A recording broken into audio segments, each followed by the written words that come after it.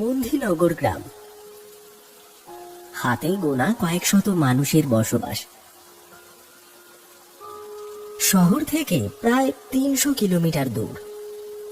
সকাল থেকে টিপটিপ বৃষ্টি পড়েই চলেছে। আর এই বৃষ্টির মাঝেই ৩ বন্ধু হরির চায়ের দোকানে বসে আড্ডা দিচ্ছে। দলের মধ্যে থেকে অজিত বলল, এই ডিসেম্বরের শীতে বৃষ্টির কি দরকার কে জানে। গরমে যখন সিদ্ধ হয়ে যায় তখন যে কেন আসে না। এই ঠিক পরীক্ষার হলের মতো। এমনি সময় পড়া মনে থাকলেও পরীক্ষার হলে কিন্তু জানা উত্তরও মনে পড়ে না। যখন যার প্রয়োজন তখন সে নেই। আহা, ভালোই তো। কম্বলে গা জড়িয়ে মস্ত এক লম্বা শান্তির ঘুম ঘুমানো যায়। আবার খেয়ে কম্বলের নিচে গল্পের বই পড়ার মজাটাই আলাদা। নে হয়েছে, তোর যা ঘুম, বাপরে। তোকে ঘুম পাড়িয়ে যদি কেউ হাতি জবাই করে হাতির মাংস দিয়েও খাবার খায়, তবুও তোর ঘুম ভাঙবে না। ঘুম ভালোবাসি, বুঝলি? ঘুম ভালোবাসলে জীবনের অর্ধেক সমস্যা দূর হয়ে যায়। কি রে সুভাষ, তোর আবার কি হলো? কিছুই বলছিস না, কি এত ভাবছিস? ভাবছি শীতের দিনে সবচেয়ে মজা চা প্রেমীদের। আহা, যে চা খাওয়ার প্রচলন করেছিল তার মতো খাদ্য রসিক আর কেউ নেই। কি ভালো বুদ্ধি ছিল বল তার। আমি ভাগ্য করে 2টো বন্ধু পেয়েছি। একটা কুম্ভকর্ণের বংশধর ঘুমপ্রেমী, অন্যটা চা প্রেমী। একজনের দিন ঘুমেই শুরু, ঘুমেই শেষ। আর একজনেরও চা দিয়ে শুরু হয় আর চা দিয়েই শেষ। তোদের দিয়ে কিছু হবে না, জীবনে কোনো অ্যাডভেঞ্চার নেই। হ্যাঁ, তোর মাথায় কিছু একটা প্ল্যান ঘুরছে মনে হয়। এবার ভনিতা ছেড়ে বলতো কি বলবি? আচ্ছা, এই শীতের রাতে নৌকোয় চড়ে মাছ ধরতে গেলে কেমন হয় বলতো? খুব খারাপ হয়। এই শীত, তার উপর বৃষ্টি, জ্বর ঠান্ডা হলে বাবা আমাকে পিটিয়ে পাট করে দেবে। আর যদি অন্য কিছু হয়, আমার বড্ড ভূতের ভয়। একদম চুপ, ভীতু কোথাকার। আরে আমরা তো থাকবো নাকি? তার মানে তুই যাচ্ছিস সুভাষ? শুধু আমি কেন, এই বিমলটাও যাবে। শোন, রাতের খাবার খেয়ে হারান কাকার ছোট্ট নাও আর জাল নিয়ে আমরা বেরিয়ে পড়ব। তালদিঘির ঘাটে বসে গল্প করব আর জাল ফেলে মাছ ধরবো। না না, আমি যাব না। আমার বাবা আমাকে যেতেই দেবে না। কি বোকারে তুই! তুই কি আর ছোট্ট আছিস? ঘরে ঘুমিয়ে জানলা দিয়ে বের হয়ে আসবি। যাক, তাহলে আমাদের রাত জেগে মাছ ধরা হবে আশা করি। আহ, ভাবতেই কি যে ভালো লাগছে। কত দিনের স্বাদ ছিল জানিস? কতদিনের স্বাদ রে? এই তো বললি। আচ্ছা থাম তোরা, আমরা তাহলে এই চায়ের দোকানের সামনে এসে অপেক্ষা করব। এখন চল বাড়ি ফেরা যাক। কিন্তু তার আগে জাল আর নৌকার ব্যবস্থা করতে হবে তো। ওসব আমি দেখে নেব। আরে মুখটা শুকিয়ে রেখেছিস কেন? সবেতেই তোর ভয়, ভীতু ডিম একটা। এই সুভাষ, একদম বাজে কথা বলবি না। আমি মোটেও ভীতু নই, আমার যথেষ্ট সাহস আছে। হ্যাঁ, তাই তো। তা মহামান্য বীর বিমল চৌধুরী, আপনি দয়া করে আজ রাতে মাছ ধরতে এসে আপনার সাহসের পরিচয় দিন। ঠিক আছে, আসবো আমি। সুভাষ গেল হারান জেলের বাড়িতে।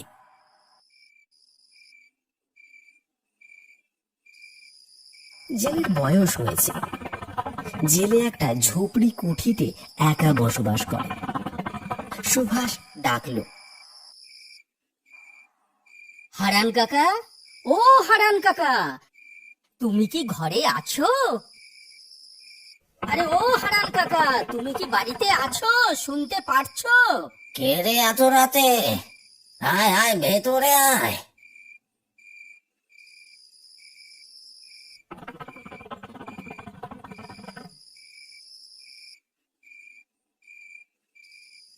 সে কি ছোট বাবু, আপনি এত রাতে আমার এই ছোট্ট কুটিরে কি মনে করে? ও তেমন কিছু নয়, তোমার নৌকা আর মাছ ধরার জালটা আমার আজ রাতে লাগবে। বন্ধুরা মিলে তালদিঘির ঘাটে সারা রাত মাছ ধরবো। দাও না গো কাকা, আমি তোমাকে 200 টাকা দেব, তাতে চলবে তো? হারান মাঝি ভীষণ ভয় পেয়ে বলল, কি বলছো ছোট বাবু? রাতে মাছ ধরতে যাবে? এ কাজ মোটেও সহজ কাজ নয়। তোমরা বরং দিনের বেলা আমার সাথে যেও। না না, আমরা রাতেই যাব, আর আজই যাব। আমি বন্ধুদের কথা দিয়েছি। তুমি আর না করো না কাকা, হারান কাকা, তুমি আর না করো না। রাতে শান্ত নদী বড্ড অশান্ত হয়ে যায়, নিশি গভীর হয়, খালি চোখেও অনেক কিছু দেখা যায়। সেসব সহ্য করার বয়স বা ক্ষমতা কোনোটাই তোমাদের হয়নি ছোট বাবু। তুমি দেবে কিনা বলো, আমার জন্য ওরা অপেক্ষা করছে কিন্তু। আর রাগ করো কেন? দেব না কখন বললাম? তা বেশ, নিয়ে যাও। ওই যে ওই কোনায় জাল রাখা আছে, আর নৌকো ঘাটে বাঁধা আছে। ধন্যবাদ কাকা, তুমি খুব ভালো।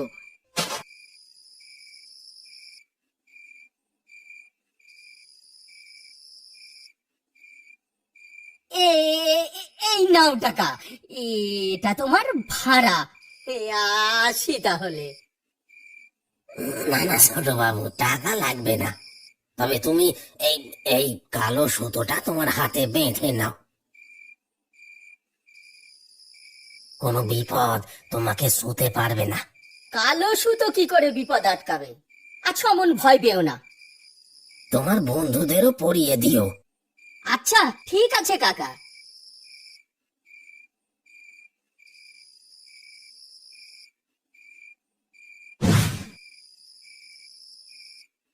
সুভাষ জাল নিয়ে দোকানের সামনে এসে দেখলো অজিত একটা ব্যাগ হাতে দাঁড়িয়ে আছে।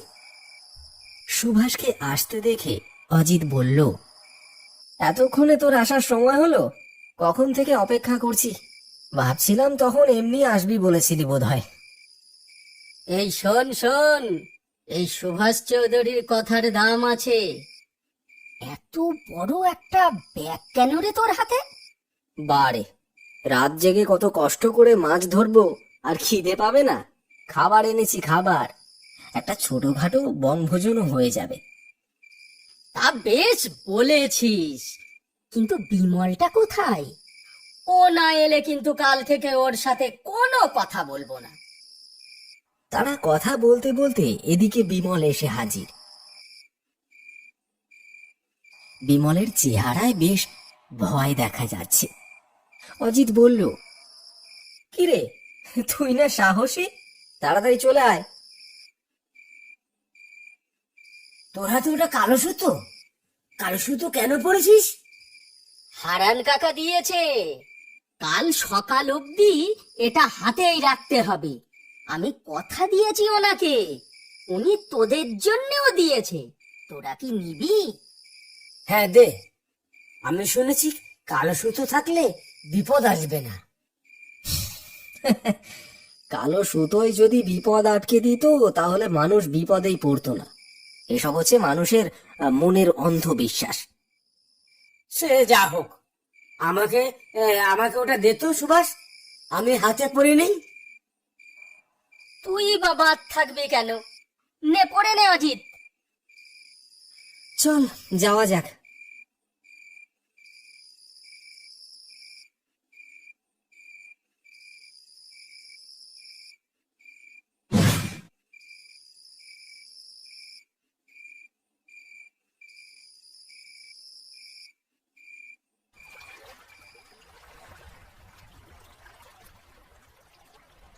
এসেই তো গেলাম, ওই তো হারান কাকার নৌকাটা দেখা যাচ্ছে।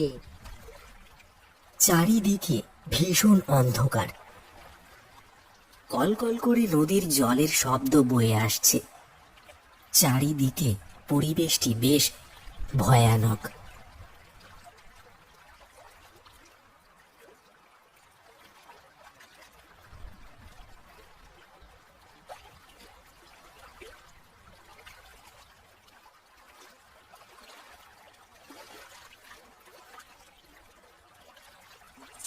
বিমল বলল, ওরে বাবা গো, চারিদিকে একদম ফাঁকা, কোথাও কেউ নেই। আমরা তিনজন শুধু নদীর বুকে ভাসবো। হ্যাঁ ভাসবো, এত ভয়ের কি আছে, নিয়েছিস তো কালো সুতো। এদিকে সুভাষ নৌকো চালাচ্ছে, বিমান নৌকোয় বসে আছে, আর অজিত নদীতে জাল ফেলতে লাগলো।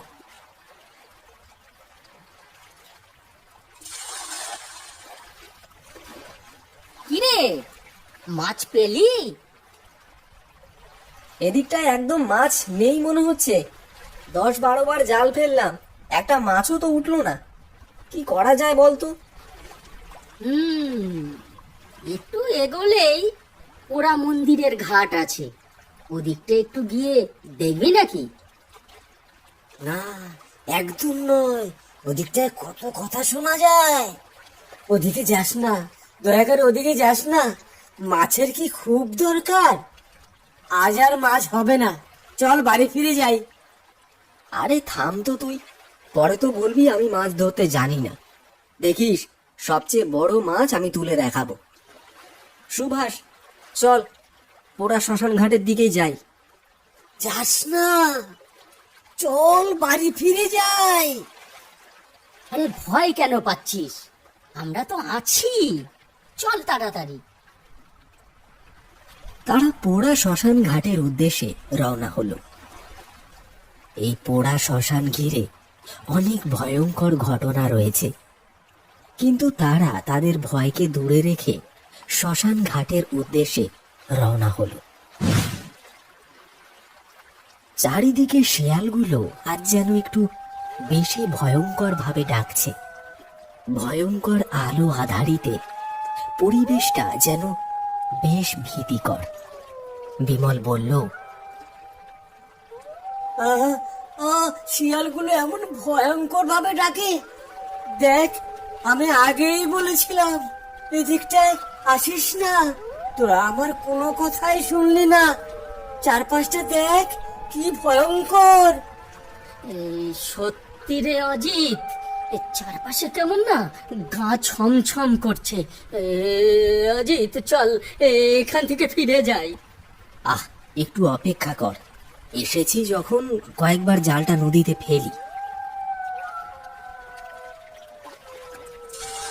অজিত নদীতে জাল ফেলল। তারপর যখন নদী থেকে তার জালটি সে টেনে তুলল, তখন দেখল তার জালের সাথে একটি মেয়ের মুন্ডু উঠে এসেছে। মুন্ডুটি দেখে তারা ভয়ে যেন থর থর করে কাঁপতে লাগলো। কি ভয়ঙ্কর, কি ভয়ঙ্কর, এটা কি, এটা কি? ফেলে দে, ফেলে দে, জলদি ওটাকে ফেলে দে, তাড়াতাড়ি এখান থেকে পালা, পালা রে, পালা, তাড়াতাড়ি পালা। সে কি রে, নৌকো এখানেই থেমে আছে, নৌকো কিছুতেই যে চলছে না, এবার আমি কি করব? হঠাৎ করে তারা শুনতে পেল একটি ভয়ানক কণ্ঠস্বর। আমার মাথা দে, আমার মাথাটা আমাকে ফিরিয়ে দে, দে, দে বলছি,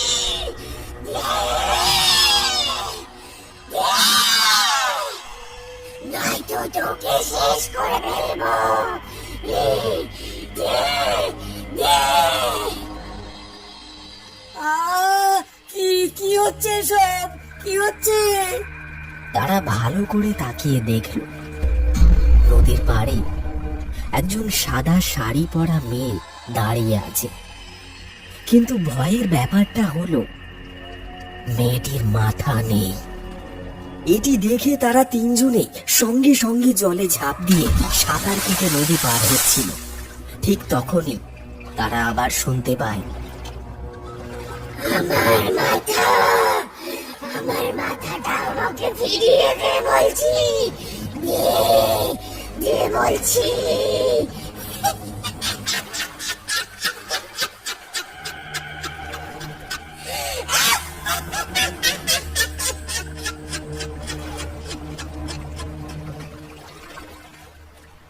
ওরা তিনজনেই নদী পার হয়ে তড়ি ঘড়ি দৌড় দিল।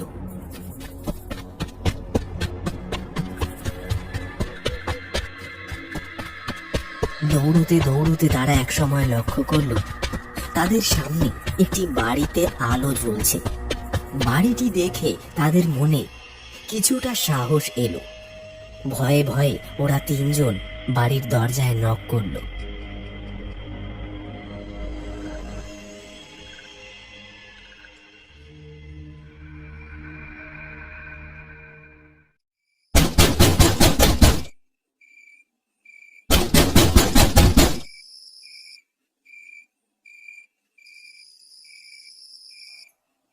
বাড়ির ভেতর থেকে একটি লোক বেরিয়ে এসে বলল, তোমরা কারা বাবা, এত রাতে এখানে?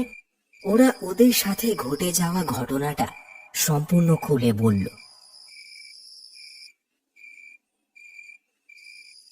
সব শোনার পর লোকটি বলল, এসো এসো, তোমরা ভেতরে এসো।